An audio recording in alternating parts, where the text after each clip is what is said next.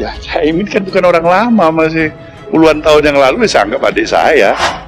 Caimin juga pernah di sini, di kantor ini. Asal bukan Caimin yang jadi wakil presiden. Pak Anies Baswedan yang mulia. Ya, Pak Ketua. PKB terbuka loh. Alhamdulillah PKB. PKB yang dulu didirikan oleh Gus Dur, kalau PKB sekarang bukan PKB Gus Dur, ini PKB Caimin.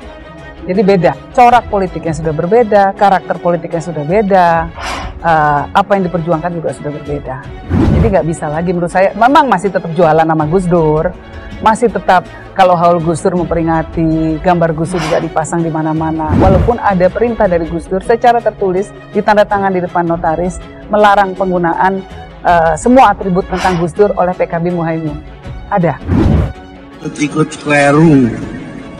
keliru yaitu kalau diberi PKB sekarang, PKB-nya itu yang diambil Muhaimin Iskandar dicuri.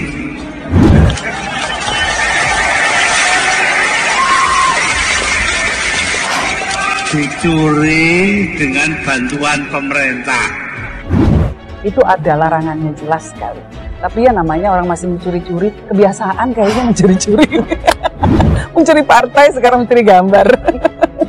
Gus Dur pendiri partai, orang yang dikatakan oleh Caimin sebagai guru politiknya, malah dikudeta, apalagi rakyat.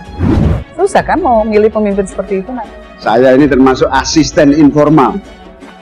Jadi termasuk diajak terus oleh Gus Dur dalam semua event. Mulai dari ke NU-an, ke forum demokrasi, ya, ke pemerintahan, sampai tuntaslah. Saya ini betul-betul kalau berhasil itu memang produk Gus Dur, kalau berhasil. Tapi kalau gagal, ya memang aslinya memang begitu, kira-kira gitu. Iya, menurut saya Caimin ini politisi yang sangat berhasil. Ya, saking berhasilnya sampai Gus Dur pun dikudeta oleh Caimin. Itu berhasil luar biasa, itu sukses mengkudeta gurunya dan orang yang mengajarkan banyak sekali tentang politik. Karena dulu waktu Caimin menelantarkan Gus Dur, ya kita kan PKB Gus Dur, Caimin dan PKB Caimin. PKB Gus Dur mengalihkan suara untuk Gerindra, maka suara Gerindra naik. Jawa Timur ini 2009, suara PKB Caimin turun 70. Caimin ini adalah tetap keponakannya Gus Dur. Kalau sebagai saudara, saya sudah memaafkan beliau, tidak ada masalah. Tapi kalau dalam hal politik, tidak bisa kemudian hanya sekedar islah berdamai, konteksnya seperti apa, lalu kemudian platform perdamaiannya seperti apa, apakah mereka mau kembali kepada corak politik Gus Dur yang tidak transaksional, apakah mereka mau betul-betul mengusung lagi idealisme Gus Dur. Kalau itu semua bisa dilakukan, maka ya kita bisa berkomunikasi. Tapi kalau masih seperti sekarang, modelnya hanya mengedepankan kepentingan diri sendiri, bahkan mengambil sikap berseberangan dengan NU, ini kan makin lama makin melebar lagi, makin banyak sekali perbedaan yang ada. Susah, ya bagi kami susah. PKB Gus Dur terlalu lama, ini terlalu dalam yang sudah terjadi. Assalamualaikum warahmatullahi wabarakatuh. Jumpa lagi di channel Nafas Pembaruan. Sahabat sekalian, Anies Baswedan dan Muhaimin Iskandar mendeklarasikan diri sebagai bakal calon presiden atau cawapres dan bakal calon wakil presiden atau cawapres untuk menghadapi pemilu 2024 di Hotel Majapahit, Surabaya, Jawa Timur pada Sabtu 2 September 2023. Acara deklarasi dihadiri Ketua Umum Partai Nasdem Surya Paloh serta ratusan pengurus dan kader Partai Nasdem dan PKB. Dalam pidatonya, Surya Paloh mengungkap alasan mengapa dirinya memilih Muhaimin Iskandar alias Caimin sebagai bakal calon wakil presiden untuk Anies Baswedan. Anies adalah cendekiawan intelektual yang diyakini mampu memberi suasana kepemimpinan baru ke depan. Muhaimin seorang piawai, organisatoris ulung, bergerak di dunia pergerakan cukup lama. Kedua pasangan ini adalah botol dan tutup botol itu. Selamat tinggal politik cebong dan kampret, politik yang mengadu domba, memecah belah dan merusak, Selamat datang politik kebinekaan, tutur Surya Paloh. Sebagaimana dilaporkan wartawan di Surabaya, Roni Fauzan, yang melaporkan untuk BBC News Indonesia. Dalam kesempatan yang sama, Muhaimin bercerita mengenai Surya Paloh yang mendesaknya segera memberi jawaban mengenai kesediaan menjadi cawapres untuk capres Anies Baswedan. Surya Paloh berkata, kalau kamu nggak mau salaman, berarti selamanya kita tidak akan ketemu lagi. Tapi kalau kamu oke, saya jamin menang dan insya Allah Indonesia akan lebih baik, tutur Caimin menirukan perkataan Surya Paloh. Caimin dan partainya kemudian memberi jawaban dalam waktu 3 hari. Saya merasa proses ini berjalan cepat dan lancar, sesuai dengan doa saya Indonesia yang lebih baik dan bahagia. Dalam waktu hanya 3 hari kami konsolidasi, dalam waktu singkat juga mendapat restu dari para ulama, katanya. Anies Baswedan dalam orasinya selanjutnya menyatakan, deklarasi ini membawa tanggung jawab moral menuju cita-cita bersama. Karena dilaksanakan di tempat bersejarah, Hotel Majapahit yang dulu bernama Hotel Yamato adalah lokasi perobekan bendera Belanda menjadi merah putih pada 19 September 1945. Di tempat ini kita membuat sejarah baru untuk kebaikan kita semua, ucap Anies, yang dijawab dengan petikan amin, akronim dari Anies Muhaimin. Ketika ditanya soal Partai Demokrat yang tidak lagi berada di dalam koalisi perubahan, Anies berkata singkat, kita menghormati langkah dan pilihan dari Partai Demokrat. Insya Allah demokrasi kita semakin maju, semakin mapan.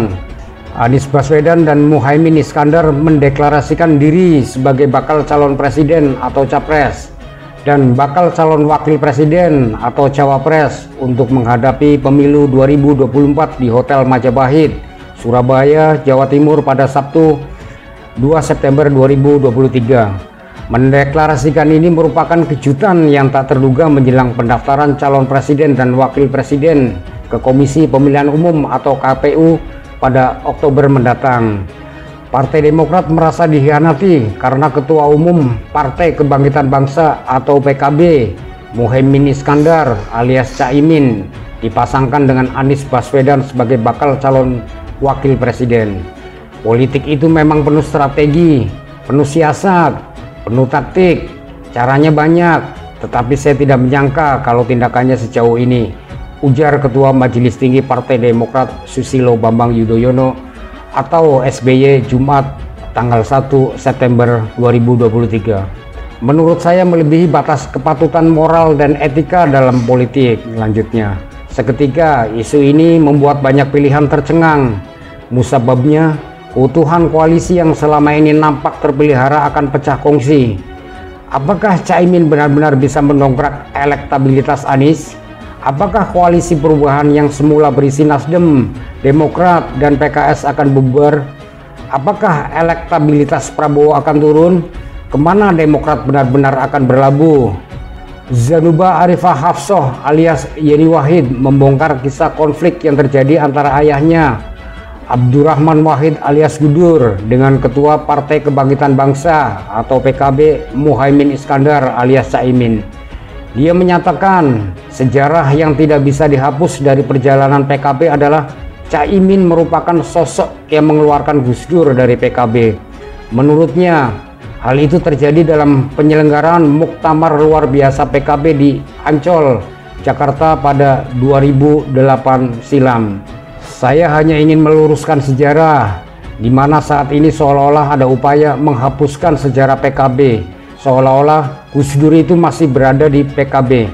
Banyak masyarakat yang tidak memahami bahwa Gus Dur lewat muktamar di Ancol, Gus Dur sebagai pendiri PKB telah dikeluarkan dari PKB, kata Yeni dalam rekaman suara yang diperoleh cnnindonesia.com Senin 27 Juni 2003. Ia menyatakan sejarah perjalanan PKB itu harus dikemukakan kembali untuk menjadi pendidikan politik bagi publik agar mengedepankan etika moral dalam berpolitik, kata Yeni. Tokoh senior PKB yang dikeluarkan dari PKB tak hanya Gus Dur, termasuk dirinya. Bahkan menurut Yeni, Caimin juga mengeluarkan sosok-sosok yang pernah menemani perjalanan Caimin di PKB. PKB sendiri memang saat ini dikelola dengan sangat berdasarkan paranoid. Jadi banyak sekali tokoh-tokoh senior PKB, nggak usah bicara soal saya. Tokoh-tokoh senior PKB yang dulu mengiringi Gus Dur bahkan menjadi teman-teman Caimin sendiri, bahkan dikeluarkan dari partai bukan cuma saya, ucap Yeni. Yeni menyatakan Caimin telah menggembok PKB dari dalam. Menurut dia, langkah Caimin itu membuat sejumlah tokoh seperti Menko Polhukam Mahfud MD pindah ke parpol lain. Ini ibaratnya PKB digembok dari dalam. Semua kader-kader senior nggak masuk semua. Tokoh-tokoh semua, Pak Mahfud MD, Pak Ali Massyukur, itu banyak sekali tokoh-tokoh yang bahkan sebagian hijrah ke partai lain. Tapi hatinya tetap di PKB. Cuma yaitu dikunci dari dalam, ucap Yeni. Dia menambahkan, situasi di internal PKB sudah tidak sehat saat ini. Kenyataannya itu, sudah 18 tahun memimpin partai, jadi ya kekuasaannya sangat absolut. Jadi ini memang bukan sesuatu yang sehat lagi, tapi sudah tidak sehat, katanya. Caimin sendiri enggan menanggapi pertanyaan Yeni soal perebutan PKB. Caimin menyatakan hal itu sebuah masa lalu yang tidak perlu dibahas lagi saat ini. Itu masa lalu lah, nggak perlu dibahas, kata Caimin dalam rekaman suara yang diterima Sabtu 25 Juni 2023. Lebih lanjut, dia menuturkan, hal terpenting bagi PKB sekarang ialah mendekati rakyat dan merebut suara sebanyak-banyaknya. Apalagi menurutnya pemilu 2024 tinggal sebentar lagi. Yang penting mendekatin suara rakyat, rebut suara sebanyak-banyaknya, memenangkan pemilu, ujar Caimin. Beberapa waktu lalu sempat beredar sebuah video rekaman lama pernyataan Kiai Haji Abdurrahman Wahid atau Gus Dur tengah menyampaikan pidatonya terkait kisruh di internal PKB pada 2008 silam. Saat panas-panasnya konflik PKB ini, Susilo Bambang Yudhoyono atau SBY menjabat sebagai presiden dan wakilnya Yusuf Kala. Video tersebut viral di media sosial sebab Gus Dur menyebut SBY terlibat kisruh PKB. Video ini diunggah oleh akun Twitter @diantiyasmin3. Dalam narasi unggahannya, ia menyebut pidato Gus Dur itu disampaikan saat SBY menjadi presiden RI.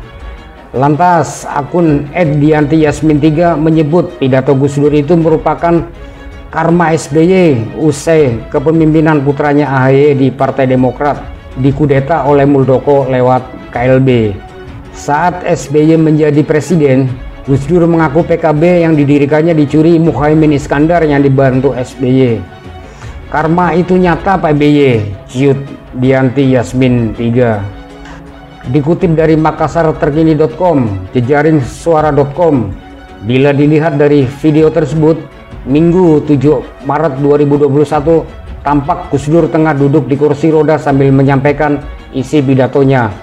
Dalam pidatonya itu, Gus Dur mengatakan Muhaimin Iskandar telah mengambil dan mencuri PKB dibantu oleh pemerintah. Dalam menanggapi PKB, yaitu yang diambil Muhaimin Iskandar dicuri, ujar Gus Dur dalam video itu disambut sorakan sejumlah orang. Dicuri dengan bantuan pemerintah, kata Gus Dur. Gus Dur juga pernah mengatakan kalau Presiden Susilo Bambang Yudhoyono dan Wapres Yusuf Kala saat itu terlibat dalam konflik di partai besutannya.